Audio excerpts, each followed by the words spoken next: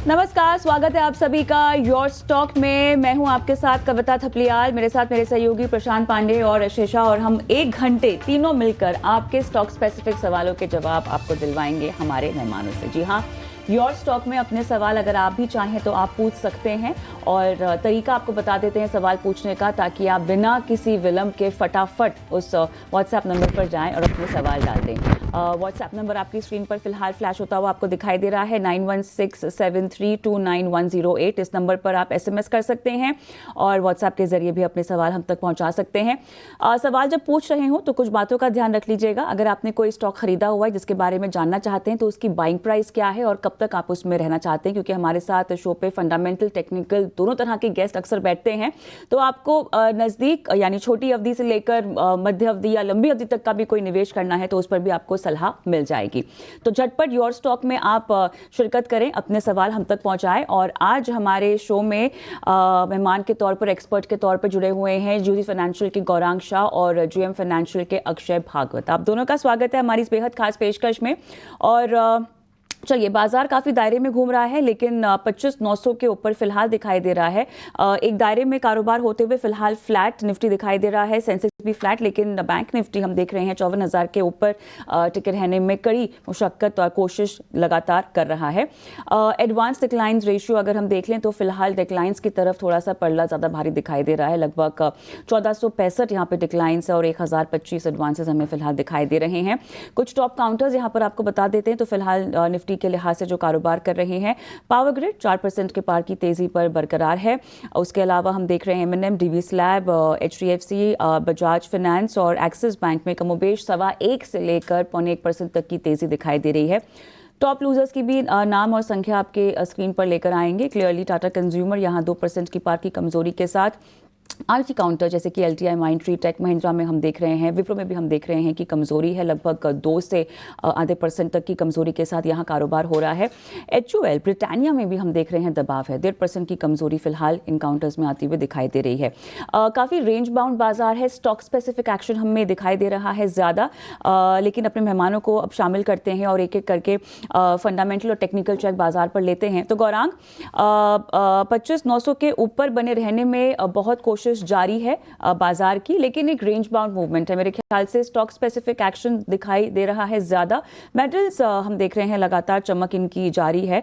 ये बताइएगा कि अब ये बाजार का दायरा या एक बैंड अगर मैं समझना चाहूं आपके मुताबिक तो कहां घूमता हुआ हम देखेंगे? धन्यवाद कविता, आपका सभी को प्रणाम और शुभ प्रभात हमारे तरफ से। तो बाजार को लेकर के इस हफ्ते का जो ब्यौरा हमने सोमवार को दिया था, अनुमानित ऊपर के तरफ 25,950 और 26,100, ये ऊपर के तरफ के दो दायरे। और अगर एक बात वास्तविकता है, कल FNO की महीने की एक्सपायरी है कविता, तो आज कल में शायद उठापटक काफी तीव्र हो सकती है बाजार में।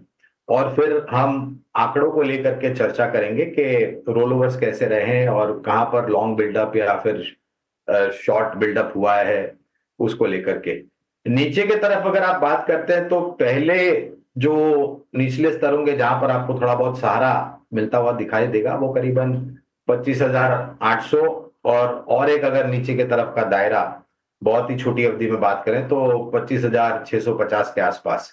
ये दो स्तर ऊपर के और नीचे के तरफ।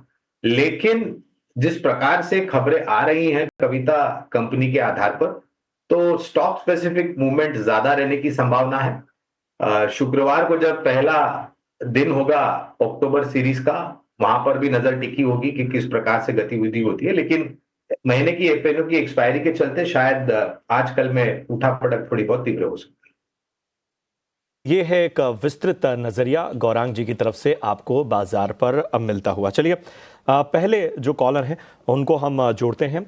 हमारे साथ RK आहूजा साहब हैं अंबरनाथ, महाराष्ट्र से। RK आहूजा साहब नमस्कार, पूछे किस स्टॉक पे आपका सवाल है? जी, मैंने अबाउट 3 महीना पहले कॉपकॉर लिया था जी, 1050 के आसपास। ठीक है।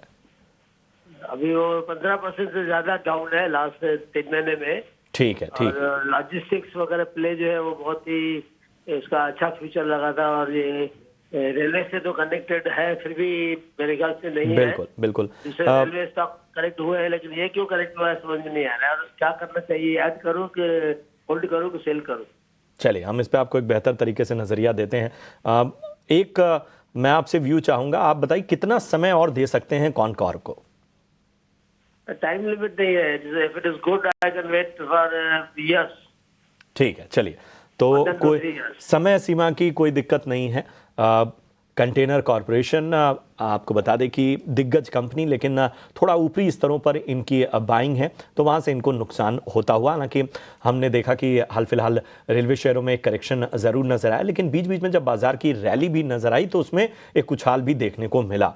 अक्षय, मैं आपके पास आना चाहूँगा, ज़रा दोनों नज़रिया दीजिए। चूँकि इनकी खरीदारी थोड़े ऊपरी स्तरों की है, तो न सिर्फ हाल फिलहाल अगर हम शॉर्ट टर्म मूवमेंट को अगर देखें तो भी बताइए, और अगर इंतजार करना है या इसमें बने रहना है तो कितना समय और देना होगा? First of all good morning Prashant ji, और सभी को गुड मॉर्निंग। तो कॉनकॉर का अगर मैं नजरिया देखूं तो ट्रेंड डाउन है, ट्रेंड वीक है, और गए 2 से 3 महीने से काफी स्ट्रॉन्ग बिकवाली देखने को मिल रही है स्टॉक में। और अगर यहाँ पे मुझे एक अहम सपोर्ट चुनना है कि कहाँ से स्टॉक में कुछ रिवर्सल होने की प्रोबेबिलिटी है, वो लेवल है 825। तो करंट लेवल है 887, तो 825 के लिए और 40 से 50 रुपए डाउन जा सकता है स्टॉक, क्योंकि टेक्निकल स्ट्रक्चर अभी भी वीक है। पर अगर आपका होल्डिंग के लिए आपके पास समय है, जैसे आपने कहा कि समय की कोई आपको पाबंदी नहीं है, आप लॉन्ग टर्म के लिए भी होल्ड कर सकते हैं, तो ये जो 50 रुपए का डाउन साइड है, ये शॉर्ट टू मीडियम टर्म में हो सकता है। 825 अगर आता है, वहां पे आप एवरेज करने की सोच सकते हैं, क्योंकि लॉन्गर टर्म जो 1 साल के ऊपर की अवधि है, वहां पे प्राइस स्ट्रक्चर अभी भी स्ट्रांग है। तो मैं मान रहा हूं कि 825 830 के आसपास से स्टॉक में एक रिवर्सल हो सकता है। वहां पे हमको एक्शन और डिलीवरी बेस्ड बाइंग कितनी हो रही है, वो सब डेटा पॉइंट्स देखना पड़ेगा। पर फिलहाल जो एक्सपेक्टेशन है, शॉर्ट टर्म वीक है। 825 830 पे आप एवरेज करें या होल्ड करें। स्टॉप लॉस लगाना चाहते हैं ट्रेड में, तो वो रहेगा 780। पर अगर सपोर्ट लेवल से रिकवर करता है, तो फिलहाल जो चार्ट पैटर्न बन रहा है, उसके चलते मैं एक्सपेक्ट कर रहा हूँ कि स्टॉक में वो एरिया से रिकवर होगा, और एक प्रोबेबिलिटी है कि 975 या 1000 तक आपको दिख सकता है स्टॉक लॉन्ग टर्म में। बिल्कुल, सो 970 से 1000 तक के लेवल्स कॉनकॉर पर दिखाई दे सकते हैं। आगे बढ़ते हैं, अगले सेगमेंट पर फोकस करते हैं, ऑप्शंस के चैंपियंस।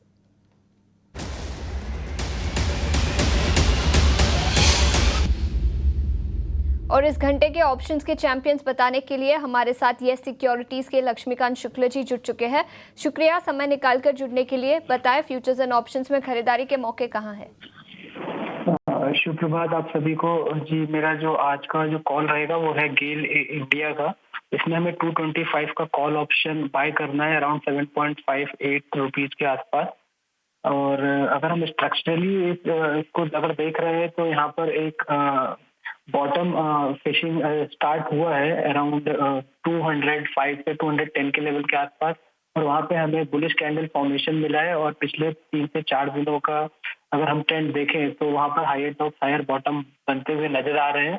आज गेल इंडिया ने अपने 150 डीएमए लेवल को भी रिक्लेम किया है, और एमएसीडी भी इसका पॉजिटिव क्रॉसओवर दिखा रहा है। तो मुझे लगता है कि आने वाले दिनों में इसमें तेजी बनी रहेगी। तो हमें इसका 225 का कॉल ऑप्शन बाय करना है, जिसमें हमारा टारगेट रहेगा 14 रुपीज का, और जो हमें स्टॉप लॉस मेंटेन करना है वो है 5 रुपीज का। हमारा रिस्क जो निकल कर आ रहा है वो आ रहा है 12,600 रुपीज का, और जो मैक्सिमम रिवॉर्ड है वो आ रहा है 28,600 का। के 225 के अक्टूबर के कॉल खरीदने की सलाह लक्ष्मीकांत जी से बहुत बहुत शुक्रिया हमारे साथ जुड़ने के लिए। इसी के साथ सेबी का रिस्क डिस्क्लोजर भी हम आपके लिए लेकर आएंगे। 90% लोगों को फ्यूचर्स एंड ऑप्शंस में नुकसान होता है, तो अपने फाइनेंशियल एडवाइजर को कंसल्ट करके फिर ही एफएनओ में ट्रेड करें। आगे बढ़ते हैं और अब जेबी केमिकल्स पर फोकस करते हैं। जेबी केमिकल्स में केकेआर का 54% हिस्सा बेचने की डील टूटने के आसार है। सूत्रों के मुताबिक तीनों संभावित खरीदार टोरेंट फार्मा, इक्विटी और एल्केम लैब्स हाथ खींच सकते हैं। पूरी डिटेल्स लेकर अब हमारे साथ अनुराग जोशी जुड़ चुके हैं। अनुराग, बताएं क्या डिटेल्स है आपके पास? सबसे बड़ी और अहम M&A डील टूटने के कगार पर है। सूत्रों ने ईटी नाउ स्वदेश को बताया है कि जेबी केमिकल्स, जिसमें अमेरिकी प्राइवेट इक्विटी कंपनी केकेआर का 54% भागीदारी है, यह डील अभी टूटने के कगार पर है और केकेआर अभी हाल ही में कुछ खरीदारों के साथ डील को आगे बढ़ाने के लिए बातचीत कर रहे थे कि केकेआर का यह मकसद था कि वह अपना जो भागीदारी है वह ये कंपनी में बेचना चाहते हैं। और ये बातचीत टोरेंट फार्मा, एक और पी कंपनी इक्विटी और हाल ही में एल्केम लैब्स के साथ हो रही थी। और अभी भारी मतभेद आए हैं, हमारे सूत्रों ने बताया है, वैल्यूएशन को लेके, जिसकी वजह से ये डील टूट सकती है। इक्विटी ने जो अपना इंटरेस्ट था ये डील में वह वापस ले लिया है और टोरेंट फार्मा और एल्केम लैब्स भी अभी आगे ये डील में नहीं बढ़ सकते हैं, ये हमारे सूत्रों ने बताया है। 2020 में कोविड-19 के दौरान केकेआर ने इस कंपनी में 65% भागीदारी ली थी और ये डील के चलते टोरेंट फार्मा ने कुछ बैंकों के साथ बातचीत करना भी शुरू कर दिया था। अभी जो अगर हम इक्विटी वैल्यू अगर माना जाए ये ट्रांजैक्शन का, तो जो केकेआर की जेबी केमिकल्स में जो वैल्यू है वह करीबन $2 बिलियन है। और अगर हम ये ओपन ऑफर के साथ पूरी वैल्यूएशन, पूरी एक्विजिशन कॉस्ट देखें तो वो करीब $3 बिलियन आंकी गई है। शुक्रिया अनुराग, आपने विस्तार से पूरी ये खबर बताई और ईटी नाउ स्वदेश की ये खबर है। एक टेक ले लेते हैं हमारे आज के मेहमान से भी। गौरांग, आपकी कवरेज में होगा इस खबर पे कोई कमेंट कर पाएंगे? कविता, खबर अभी अभी आई है हाँ। तो थोड़ा आकलन करना और थोड़ा आत्मचिंतन करना और अभ्यास करने के लिए समय लगेगा। लेकिन जेबी केमिकल्स के ऊपर मेरे ख्याल से एक समय पर हमारी कवरेज थी, फिलहाल कवरेज के नहीं, उसके बारे में मेरे पास जानकारी बहुत कम है। खबर को लेकर के शायद थोड़ी बहुत उठापटक हो सकती है, लेकिन जो हमारे पहले लक्ष्यांक थे वो करीबन मौजूदा जो स्तर है 1850-1900 के आसपास के यही है। अगर गिरावट जिस प्रकार से हम देख रहे हैं कविता, 4% के आसपास की गिरावट है, फार्मास्यूटिकल और हेल्थ केयर से जुड़ी हुई ये कंपनी है। अगर छोटी मध्यम अवधि का नजरिया तो मेरे ख्याल से आप अपनी बुद्धिमत्ता का प्रयोग कर सकते हैं, लेकिन अगर लंबी अवधि का नजरिया तो बने रहे और अब गिरावट आती है तो और जोड़ भी सकते हैं अगर आपने ऊपरी स्तर पर खरीदा है। चलिए, तो यहाँ पर शॉर्ट टर्म वॉल्टिलिटी शायद देखने को मिल सकती है। बहरहाल हम रुकते हैं एक छोटे से ब्रेक के लिए और ब्रेक के उस पार एक बार फिर दर्शकों के साथ जुड़ेंगे गौरांग और स्वागत है आपका ब्रेक के बाद। आप देख रहे हैं योर स्टॉक्स। हमारी अगली कॉलर से जुड़ते हैं वंदना गायकवाड़ जी हमारे साथ हैं। वंदना, गुड मॉर्निंग, कहां से बोल रही हैं? सर, मैं महाराष्ट्र मुंबई से बोल रही हूँ जी, पूछिए किस आरबीएल बैंक के 100 शेयर है जी। मैंने वो 130.62 पे बाय किया था, पर पिछले एक महीने से वो 230 के ऊपर जा ही नहीं रहा है, तो मुझे होल्ड करना चाहिए या सेल करना चाहिए? चलिए, लेकिन वंदना जी, आपको इस बात की तो तसल्ली होनी चाहिए कि आपके भाव से काफ़ी ऊपर है ये शेयर इस बाजार में भी। हालांकि हाँ, आपकी चिंता वाजिब है। हमने आज भी देखा है कि लगभग 1% से ज़्यादा ये स्टॉक टूटा है। पिछले 5 ट्रेडिंग सेशन से देखें तो लगभग 3% ये स्टॉक टूट चुका है और पिछले एक महीने में 8.5% से ज़्यादा की गिरावट इसने देखी है। वंदना जी, एक और सवाल का जवाब दीजिए, कितना समय और देना चाहती हैं आप? मैं 6 मंथ तक रुक सकती हूँ। ठीक है अक्षय, मैं आपके पास आना चाहूँगा। 6 महीने का नज़रिया, 130 रुपये के आसपास इनकी बाइंग है। चिंता इनकी यही है कि लगातार जो है वो लंबे समय से इसमें एक मोमेंटम जो होना चाहिए वो नज़र नहीं आ रहा है। उसके बावजूद 6 महीने और समय दे सकती हैं। जी, तो आरबीएल बैंक अगर आप 2000 बैंक 6 महीने के नज़रिए से यहाँ से कैसा लग रहा है आपको? 24 से इसका जर्नी देखे तो काफी दबा हुआ स्टॉक है, कंटिन्यूस ऊपरी स्तर में बिकवाली ही दिखता है और अभी जिस स्तर पे ट्रेड हो रहा है अभी भी प्राइस में कोई मेजर रिवर्सल के इंडिकेशंस नहीं बन पा रहे। तो एक शॉर्ट टर्म सपोर्ट जोन है जो है करीबन 205 का। बाय ऑल प्रोबेबिलिटी शायद ये सपोर्ट भी ब्रेक कर सकता है आने वाले दिनों में और ये वीकनेस थोड़ा कंटिन्यू हो सकता है।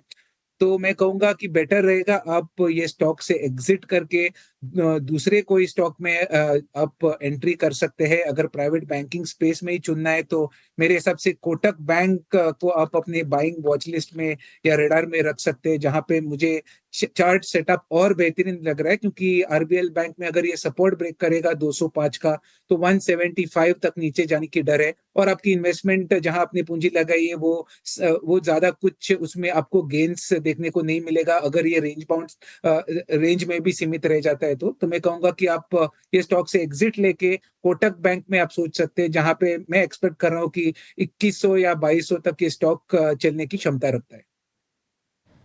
बिल्कुल, तो ये राय थी इन स्टॉक्स पर। आगे बढ़ते हैं, अब हमारे साथ रमेश फोन लाइन पर जुड़ चुके हैं। रमेश, गुड मॉर्निंग, बताएं कौन से स्टॉक पर राय लेंगे? हाँ, गुड मॉर्निंग मैडम, मैं रमेश बोल रहा हूँ हैदराबाद से। बताएं कौन से स्टॉक पर राय लेना चाहेंगे? मैडम, मैं garden reach ship builders and engineer. Okay, कितने शेयर्स है आपके पास? 5 shares madam. Average price, buying price 2587। Okay, तो काफ़ी ऊपर के लेवल्स पे आपने खरीदारी की है। स्टॉक अभी 1750 के आसपास है। कितने समय तक होल्ड कर सकते हैं आप रमेश? मैं 1-2 मंथ्स में होल्ड कर सकता हूँ। ओके, आदित्य, शॉर्ट टर्म का नज़रिया है, अक्षय, शॉर्ट टर्म का नज़रिया है 1750 के आसपास स्टॉक है, क्या राय बनेगी इस पर? जी, गार्डन रीच शिप बिल्डर्स का ट्रेंड नेगेटिव है, शॉर्ट टू मीडियम टर्म का ट्रेंड। अब अगर आप ओवरऑल इसका जर्नी गए 3 महीने में देखें तो बिकवाली कंटिन्यूसली चल रही है स्टॉक में, 2800 लेके 1750 के स्तर पे चल रहा है। और जिस तरीके का टेक्निकल सेटअप है, मुझे लग रहा है कि और इसमें शायद आपको आगे चल के डाउनसाइड दिख सकती है, जहां पे एक जो सपोर्ट बेस अभी रिसेंटली बना था 1675, वो भी ब्रेक कर जाएगा स्टॉक, और शायद आपको स्टॉक 1425 तक दिखे। तो एक नेगेटिव से साइडवेज रहने की मैं उम्मीद कर रहा हूँ शॉर्ट टू मीडियम टर्म के लिए। तो सलाह रहेगी कि आप ये स्टॉक से एग्जिट ले लें। ये राय है गार्डन रीच शिप बिल्डर्स पर। एक छोटे से ब्रेक के लिए रुकेंगे, ब्रेक के बाद कई और सवालों का जवाब भी देंगे। बने रहिए हमारे साथ।